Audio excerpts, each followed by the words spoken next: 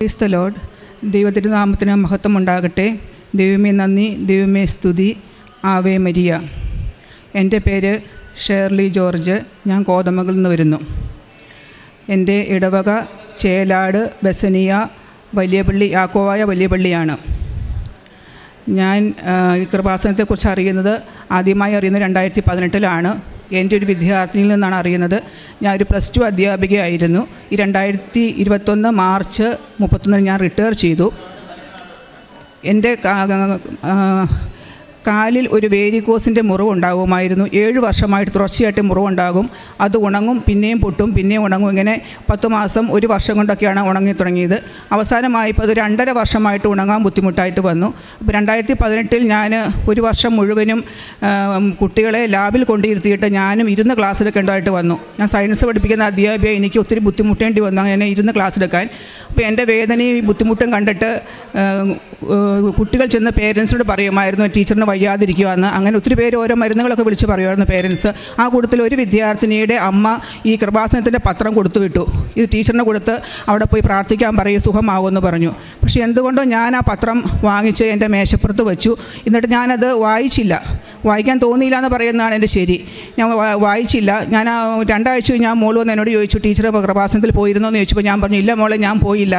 എനിക്ക് പോകണമെന്ന് തോന്നിയില്ല. കാരണം ഞാൻ ജപമാലയൊക്കെ ചൊല്ലുന്നുണ്ട്, ഞാൻ വിശ്വാസ ജീവിതത്തിലാണ്, ഞാൻ കുമ്പസാരിക്കുകയും കുർബാന സ്വീകരിക്കുകയും ചെയ്യുന്നുണ്ട് എല്ലാ മാസവും. അതുപോലെ തന്നെ കാരുണ്യപ്രവൃത്തികളൊക്കെ ചെയ്യുന്നുണ്ടെന്നൊക്കെ ഞാൻ ആ കൊച്ചിനോട് പറഞ്ഞു. പിന്നെ ടീച്ചറിന് അങ്ങനെ പ്രത്യേകിച്ച് അവിടെ നിന്ന് പോകണം തോന്നിയില്ല, അതുകൊണ്ട് പോയില്ല മോളെ എന്ന് പറഞ്ഞാൽ ശരി ഓക്കെ ടീച്ചർ പറഞ്ഞു. ആ കൊച്ചങ്ങോട്ട് പോയി ആ പത്രം അവിടെ തന്നെ വെച്ചിരുന്നു.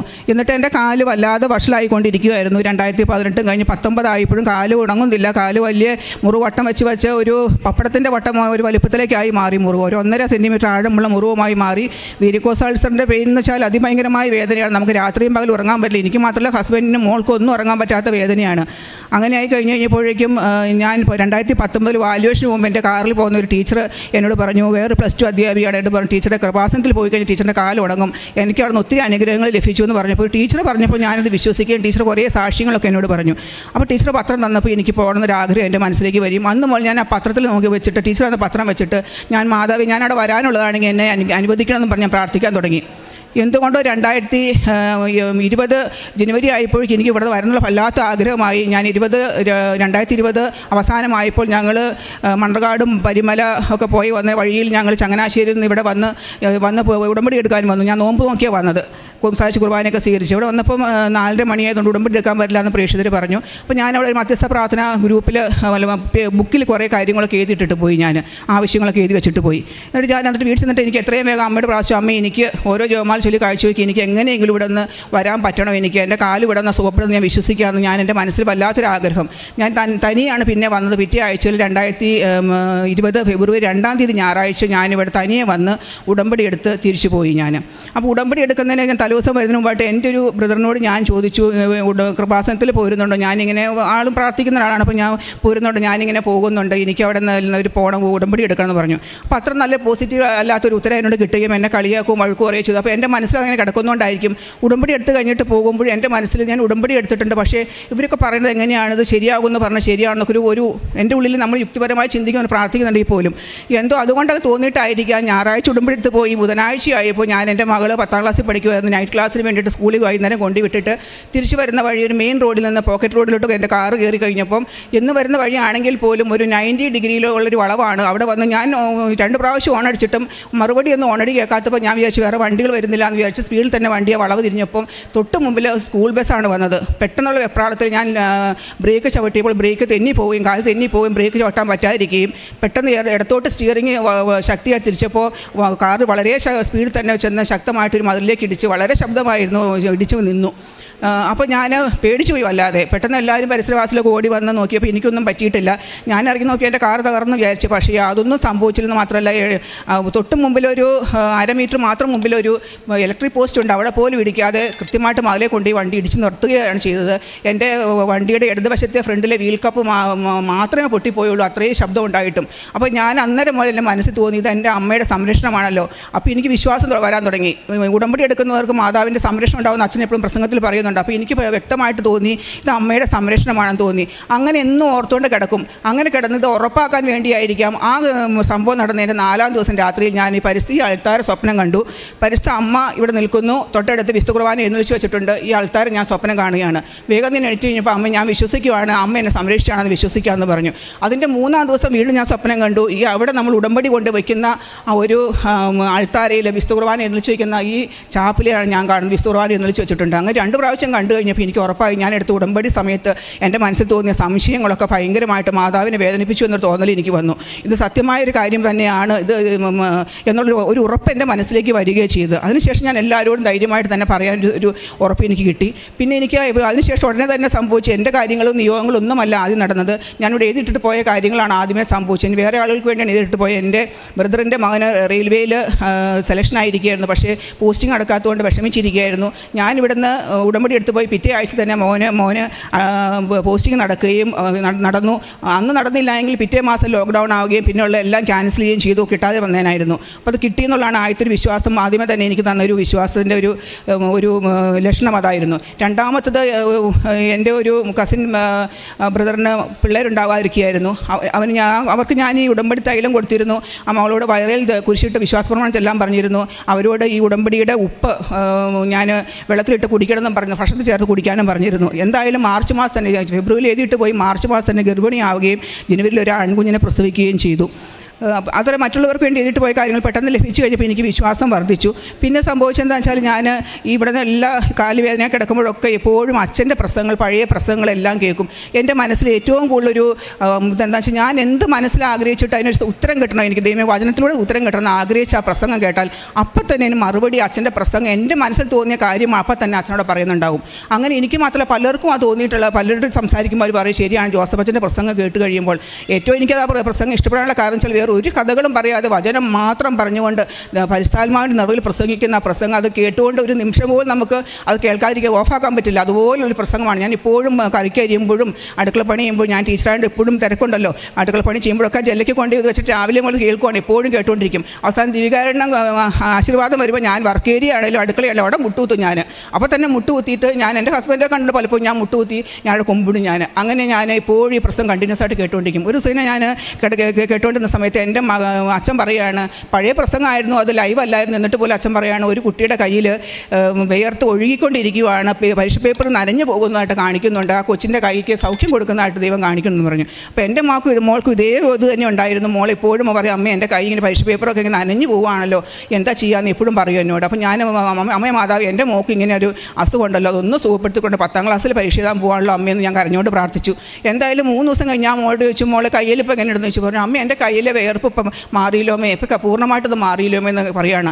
അതാണ് എൻ്റെ വീട്ടിലേക്ക് ലഭിച്ച ആദ്യത്തെ അനുഗ്രഹമായിട്ട് എനിക്ക് വിശ്വാസത്തിലേക്ക് എന്നെ കൊണ്ടുവന്ന ഏറ്റവും വലിയ അനുഗ്രഹമായത്.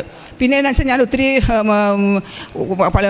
എൻ്റെ വീടിനടുത്ത് സ്ട്രോക്ക് വന്നൊരു ചേട്ടൻ ഹിന്ദു ആയിരുന്നു, റബ്ബർ കിട്ടാൻ ചേട്ടനാണ് തളർന്ന് കിടക്കുമായിരുന്നു. ഞാൻ ഇവിടുന്ന് പോയി ചെന്ന് കഴിഞ്ഞിട്ട് കൃപാസനം പത്രവുമായിട്ട് ചെന്ന് ഇടയ്ക്കിടയ്ക്കെല്ലാം ആ ചേട്ടൻ്റെ അടുത്ത് ചെല്ലും. അപ്പോൾ ഞാൻ പ്രാർത്ഥിക്കും, ആ ചേട്ടനോട് പത്രം വെച്ച് പ്രാർത്ഥിക്കാൻ പറഞ്ഞു. അങ്ങനെ 2 മാസം കഴിഞ്ഞപ്പോൾ അത്ഭുതം എന്ന് പറയട്ടെ, ഒരിക്കലും ഇനി എണീച്ച് നടക്കില്ല, ജോലിക്ക് പോകാൻ പറ്റില്ല ഡോക്ടർ പറഞ്ഞ ചേട്ടനാണ്. പക്ഷേ ആ ചേട്ടൻ എണീറ്റ് നടക്കുകയും ഇപ്പോൾ ചേട്ടൻ ജോലിക്ക് പോവുകയും ചെയ്യുന്നുണ്ട്. അതാണ് ഒരു അക്രൈസ്തവനായൊരു ആളാണ്. അവർക്കുടെ വിശ്വാസം കൊണ്ടല്ല നമ്മൾ മാതാവ് കൊടുക്കും എന്നുള്ള വിശ്വാസം കൂടി അവരോട് പറഞ്ഞു, നിങ്ങൾ പത്രം വെച്ച് പ്രാർത്ഥിക്കും, മാതാവ് തരുമെന്ന് പറഞ്ഞു. അവർ വിശ്വസിച്ചു. വേറൊന്ന്, ഒത്തിരി പേർക്ക് ഞാൻ ഭവനമില്ലാത്തതുകൊണ്ട് എൻ്റെ ഫ്രണ്ട്സ് സഹപ്രവർത്തകർക്കൊക്കെ ഞാൻ വേണ്ടി പ്രാർത്ഥിക്കാറുണ്ട്. അവർ പറഞ്ഞിട്ട് ഭവനമില്ലാത്തതുകൊണ്ട് പ്രാർത്ഥിച്ചു. ഭവനം പണി നടന്ന് പൂർത്തിയാകാൻ പോകുന്നവരുണ്ട്. കല്യാണം നടക്കാത്തവർ പ്രാർത്ഥിക്കാൻ പറഞ്ഞിട്ട് കല്യാണം 2 പേർക്ക് നടന്നു. കുട്ടികളില്ലാത്തവർ കൊണ്ട് പ്രാർത്ഥിച്ചു. കുട്ടികളെല്ലാം മാതാവിൻ്റെ മുമ്പിൽ ഞാൻ സാക്ഷ്യം പറയണം, കാരണം മാതാവെ സാക്ഷ്യം പറഞ്ഞുകൊണ്ടാണ് ഞാൻ അവർക്ക് വേണ്ടി പ്രാർത്ഥിക്കുന്നത്. കൂടാതെ എൻ്റെ ഒരു സ്റ്റുഡൻറ്റ് 5 പ്രാവശ്യം IELTS എഴുതിയിട്ട് കിട്ടാതെ വന്നപ്പോൾ ടീച്ചർ എനിക്ക് വേണ്ടി ഒന്ന് പ്രാർത്ഥിക്കണം കേട്ടോ, എനിക്ക് എബ്രോഡ് പോകാനാണെന്ന് പറഞ്ഞു. ഞാൻ എന്നിട്ട് മകൾക്ക് വേണ്ടി പ്രാർത്ഥിച്ചു, സാക്ഷ്യം ഞാൻ പറഞ്ഞോളാം എന്ന് പറഞ്ഞ് സാക്ഷ്യം പറഞ്ഞോളാം എന്ന് പ്രാർത്ഥിച്ചു കഴിഞ്ഞപ്പോൾ ആ പ്രാവശ്യം എഴുതിയപ്പോൾ തന്നെ കുട്ടിക്ക് ആവശ്യമായ സ്കോർ ലഭിക്കുകയും ആ കുട്ടിയുടെ ഓസ്ട്രേലിയക്കുള്ള എല്ലാ പേപ്പറുകളും ശരിയാവുകയും ഇപ്പോൾ ഉടനെ തന്നെ ആ കുട്ടി ഓസ്ട്രേലിയക്ക് പോവുകയും ചെയ്യും. പിന്നീട് ഉള്ളൊരു അനുഭവം എന്ന് പറഞ്ഞാൽ, ഏറ്റവും വലിയ അനുഭവം എന്ന് പറയുന്നത്, ഇവിടെ വന്ന് ഞാൻ ഉടമ്പടി എടുത്ത് പോയി അന്ന് ഞാൻ എൻ്റെ വാട്സപ്പിൻ്റെ DP കൃപാസന അമ്മയുടെ ഫോട്ടോ ഇട്ടിരിക്കുന്നതാണ്. ഇതുവരെ എനിക്കത് മാറ്റാൻ തോന്നിയിട്ടില്ല. എല്ലാവരും ഫോട്ടോ മാറ്റിയിടുമ്പോൾ ഞാനത് ആദ്യം 3 മാസത്തേക്ക് ഇടാമെന്ന് ഓർത്തിട്ടാണ് ഉടമ്പടി പുതുക്കുന്നതോടെ വരുത്തി. പക്ഷേ ഇന്ന് വരെ അത് മാറ്റേണ്ടി വന്നിട്ടില്ല, എനിക്ക് മാറ്റാൻ തോന്നിയിട്ടില്ല. അതാണ് എൻ്റെ എല്ലാവർക്കും അത് എൻ്റെ എടുക്കുമ്പോൾ തന്നെ ആ മാതാവിൻ്റെ ഒരു സാക്ഷ്യത്തിനായിട്ട് മാത്രമല്ല, പ്രേക്ഷിത വേലയായിട്ട് അവിടെ കിടക്കട്ടെ, എല്ലാവരും കാണട്ടെ, മാതാവിനെ അറിയട്ടെ എന്ന് ഓർത്തിട്ടാണ് ഇട്ടിരിക്കുന്നത്. വേറൊന്ന് ഏറ്റവും വലിയ അനുഗ്രഹം എന്ന് പറയുന്നത്, അതിനുശേഷം ഇന്ന് വരെയും എൻ്റെ FBയും മറ്റുള്ള എല്ലാം ഞാൻ സോഷ്യൽ മീഡിയ എല്ലാം ഞാൻ ടീച്ചറാണെങ്കിൽ പോലും ഇന്ന് വേറൊരു പോസ്റ്റ് നടത്താറില്ല. പൂർണ്ണമായിട്ടും കൃപാസനത്തിൻ്റെ എല്ലാ ശുശ്രൂഷകളും ഷെയർ ചെയ്യാൻ വേണ്ടി മാത്രമാണ് ഞാനത് ഉപയോഗിക്കുന്നത്, വേറൊന്നിനും വേണ്ടി ഉപയോഗിക്കുന്നില്ല. പിന്നെ ഇനി എൻ്റെ നിയോഗങ്ങൾ ഏതൊക്കെയാണെന്ന് പറയാം. ഞാൻ എനിക്ക് ഉടമ്പടി ഇത്രയും എല്ലാം എനിക്ക് അനുഭവങ്ങൾ കിട്ടിക്കഴിഞ്ഞ് കഴിഞ്ഞപ്പോൾ അപ്പോഴും എൻ്റെ ഉടമ്പടി നിയോഗങ്ങളൊന്നും നടക്കുന്നില്ല. അങ്ങനെ ഇരുന്നപ്പോൾ ഞാൻ മറ്റുള്ളവർക്കെല്ലാം പ്രാർത്ഥിക്കുന്ന അനുഭവങ്ങളൊക്കെ ലഭിക്കുന്നത് പോലെ എൻ്റെ ഉടമ്പടിയിൽ വെച്ച നിയോഗങ്ങളും നടക്കുന്നുണ്ടായിരുന്നില്ല. അങ്ങനെ ഇരുന്നപ്പോൾ ഞാനിവിടെ ഗൂഗിൾ മീറ്റ് നടക്കുകയായിരുന്നു. ഗൂഗിൾ മീറ്റ് നടന്ന സമയത്ത് ഒക്ടോബർ 10-ാം തീയതി ഞാൻ വേദന കൊണ്ട് വല്ലാത്ത വിഷമാണ് എനിക്ക്. ആ സമയത്ത് ഞാൻ പറഞ്ഞു, എനിക്കൊരു സ്പെഷ്യൽ ലിങ്ക് കിട്ടാൻ വേണ്ടി ഞാൻ ട്രൈ ചെയ്തു.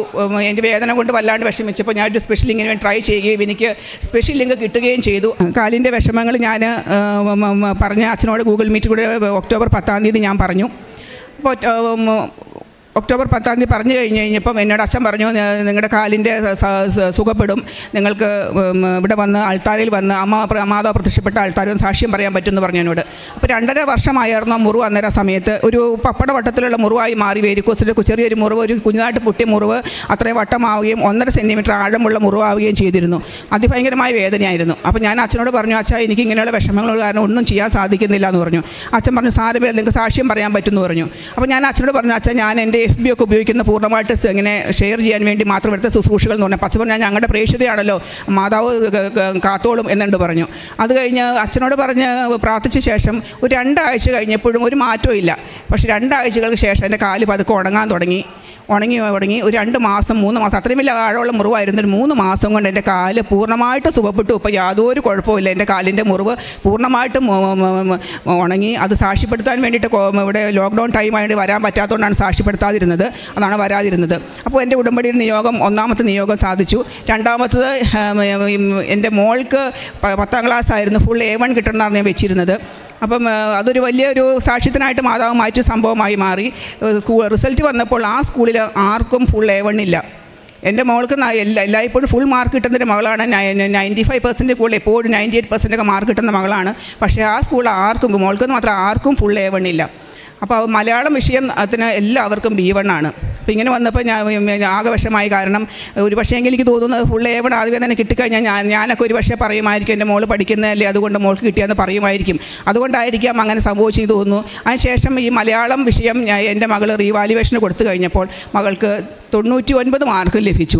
അപ്പോൾ എന്ന് പറഞ്ഞു കഴിഞ്ഞാൽ ഫുൾ നല്ല ഒരു മാർക്ക് മാത്രമേ പോയുള്ളൂ. അത്രയും എളുപ്പത്തിൽ എഴുതിയൊരു വിഷയത്തിന് B1 ആണ് വാല്യൂഷൻ സമയത്ത് കിട്ടിയുള്ളൂ. അതെനിക്ക് തോന്നുന്ന മാതാവിൻ്റെ ഒരു അത്ഭുതമായിട്ട് മാതാവ് തന്നാന്ന് വിശ്വസിക്കുന്നതിന് വേണ്ടി തന്നെയാണ്. അങ്ങനെ ഫുൾ A1 2-ാമത്തെ റീവാലുവേഷന് കൊടുത്ത മകൾക്ക് കിട്ടി. 2-ാമത്തെ നിയോഗം സാധിച്ചു. 3-ാമത്തത് എൻ്റെ ഹസ്ബൻഡിനൊരു ജോലി കിട്ടുവാൻ വേണ്ടിയായിരുന്നു. +2 അധ്യാപകനായിരുന്നു. റിട്ടയറായി കഴിഞ്ഞ ശേഷം 2 വർഷം വീട്ടിൽ ജോലി, പിന്നെ ജോലിക്ക് ട്രൈ ചെയ്തിരുന്നു. ഒരു ബോറിംഗ് ആയതുകൊണ്ട് അങ്ങനെ ഇരിക്കുമ്പം ഒരു ഫിനാൻസിൽ മാനേജറായിട്ട് ജോലി കിട്ടി. അത് മാതാവ് തന്നതാണ്. ആദ്യമേ തന്നെ അതാണ് ഞങ്ങളുടെ കുടുംബത്തിൽ ലഭിച്ച ഒരു നിയോഗങ്ങളിൽ ആദ്യം ലഭിച്ചത്. പിന്നെ 4-ാമത്തെന്ന് പറയുന്ന കുടുംബസമാധാനത്തിന് വേണ്ടി വെച്ചിരുന്നതായിരുന്നു. ഒരു കൂട്ടുകുടുംബമായതുകൊണ്ട് തന്നെ പല വേദനകളൊക്കെ എപ്പോഴും ഉണ്ടാകുമായിരുന്നു. എന്തായാലും സമാധാനം മാതാവ് ഒത്തിരിയേറെ തന്നു ഞങ്ങൾക്ക്. ഇത്രയും നിയോഗങ്ങൾ 4-6 നിയോഗങ്ങൾ വെച്ചിരുന്ന 4 നിയോഗങ്ങളും അമ്മ മാതാവ് സാധിച്ചു തന്നു. പിന്നെ വേറൊന്ന് പറയുന്നത്, ഞാനിപ്പം എൻ്റെ പെൻഷൻ പേപ്പറുകളെല്ലാം ഏറ്റവും ലാസ്റ്റാണ് അത് സ്കൂളിൽ നിന്ന് അയച്ചത്. കാരണം പല കാര്യങ്ങൾ കൊണ്ട് തടസ്സപ്പെട്ട് പോയിട്ട് എനിക്ക് തോന്നുന്നത് ജനുവരി മാസത്തിലാണ് എൻ്റെ പേപ്പറുകളെല്ലാം സ്കൂളിൽ നിന്ന് അയച്ചത്. PFൻ്റെയും എല്ലാ ഗ്രാറ്റുവിറ്റിയുടെയും കമ്മ്യൂട്ടേഷൻ്റെയും ഒക്കെ എല്ലാ പേപ്പറുകളും പെൻഷൻ്റെ പേപ്പറുകളെല്ലാം അയച്ചത്. എങ്കിൽ തന്നെ ഞങ്ങളുടെ പരിസരത്തുള്ള എല്ലാ സ്കൂളുകളിലും വെച്ചിട്ട് ഏറ്റവും ആദ്യം എനിക്ക് പെൻഷൻ്റെ ആനുകൂല്യങ്ങളെല്ലാം ആദ്യമേ തന്നെ എനിക്കാണ് അമ്മ മാതാവ് വാങ്ങിത്തന്നത്. അത് വലിയൊരു അത്ഭുതമായി തോന്നി എനിക്ക്. കാരണം ഏപ്രിൽ തന്നെ മാർച്ച് 31 പെൻഷനായി ഞാൻ ഏപ്രിൽ തന്നെ പെൻഷൻ വാങ്ങിയ ഒരാളാണ്. എല്ലാ ആനുകൂല്യങ്ങളും ഏപ്രിലും മെയ് ആദ്യത്തെ ആഴ്ചയിലുമായിട്ട് എനിക്ക് ലഭിച്ചു. PF-ഉം ഗ്രാറ്റുവിറ്റിയും കമ്മ്യൂട്ടേഷനും ഒക്കെ ഇപ്പോഴും കിട്ടാത്തവരുണ്ട്. അപ്പോൾ എത്രയോ അധികമായിട്ട് അമ്മ എന്നെ കരുതുന്നു. അമ്മ എന്നെ ഭൗതികമായ കാര്യങ്ങളും നമ്മളെ കരുതുന്നു, ആത്മീയമായ കാര്യങ്ങളെല്ലാം കരുതുന്നു എന്ന് ഞാൻ വിശ്വസിക്കുകയാണ്. അപ്പോൾ ഞാൻ വചനത്തിൻ്റെ അടിസ്ഥാനത്തിൽ തന്നെ പറയുകയാണ്, മരുന്നോ ലേപനൌഷധവുമല്ല പിന്നെയോ ജീവൻ നൽകുന്ന അവിടുത്തെ വചനമാണ് അവർ സുഖപ്പെടുത്തിയത്. ജ്ഞാനത്തിൻ്റെ പുസ്തകം 16-ാം അധ്യായം 12-ാം തിരുവചനം ഞാൻ ഇപ്പോഴും ഓർക്കുകയാണ്. അത് ഉറപ്പിച്ച് പറയുന്നതിന് വേണ്ടി ദൈവമാതാവിൻ്റെ മധ്യസ്ഥയാൽ യേശു തന്നെയാണ് സൗഖ്യപ്പെടുത്തിയെന്ന് വിശ്വസിക്കുകയാണ് ഞാൻ. അതുപോലെ തന്നെ ഇന്നത്തെ ദിവസം ഇവിടെ വന്ന് സാക്ഷ്യം പറയുവാൻ സ്കൂളിൽ തന്നെ ആയാലും റിട്ടയർമെൻറ്റ് പാർട്ടി സമയത്ത് എനിക്ക് പല സമ്മാനങ്ങൾ തന്നപ്പോൾ ഞാൻ അവരോട് പറഞ്ഞു, നിങ്ങളെനിക്ക് വലിയ സമ്മാനങ്ങളും തരണ്ട, ഒരു സാക്ഷ്യത്തിനായിട്ട് മാറട്ടെ, പ്രേക്ഷിത വാലി ആയിക്കോട്ടെ. ഞാൻ പറഞ്ഞു, നിങ്ങളെനിക്ക് കൃപാസനം അമ്മയുടെ ഒരു ഫോട്ടോ തന്നാൽ മതി, എൻ്റെ വീട്ടിൽ കൊണ്ടുവയ്ക്കാനും ടീച്ചേഴ്സിനോട് പറഞ്ഞു. അപ്പോൾ അവർക്കൊക്കെ അതിശയം തോന്നി. കാരണം ഏതാണ് ഈ കൃപാസന മാതാവെന്ന് പലരും അറിഞ്ഞിട്ടില്ല. അത് ചോദിച്ചു, മാതാവിൻ്റെ ഫോട്ടോ പോരെ. ഞാൻ ഒരു പോരെ, എനിക്ക് കൃപാസന മാതാവിൻ്റെ ഫോട്ടോ വേണമെന്ന് പറഞ്ഞ് ഞാൻ അവർക്ക് അത് കൊടുത്തു. അവർ വലിയൊരു ഫോട്ടോ എനിക്ക് തന്നു. അത് വലിയൊരു സാക്ഷ്യമാണ്. കാരണം ആ ഫോട്ടോ ഞാൻ FB-യിൽ ഇട്ടിരുന്നു. കാരണം വെച്ചാൽ ഇത് എല്ലാവരും കാണട്ടെ, ഒരു മാതാവിൻ്റെ ഫോട്ടോയാണ് സമ്മാനമായിട്ട് വാങ്ങി ഞാൻ എൻ്റെ വീട്ടിൽ കൊണ്ടുപോയി വെച്ചു. അപ്പോൾ എല്ലാവരും അതോടുകൂടി മാതാവിനെ അറിഞ്ഞു, കൃപാസന മാതാവിനെ അറിയട്ടെ എന്നാണ് ഞാൻ വിചാരിച്ചത്. അങ്ങനെ ചെയ്യാനൊരു എന്താണ് ഒരു ശക്തി കിട്ടി, മനുഷ്യരോട് പറയാനൊരു ശക്തി കിട്ടിയെന്നാണ് ഞാൻ പറയുന്നത്.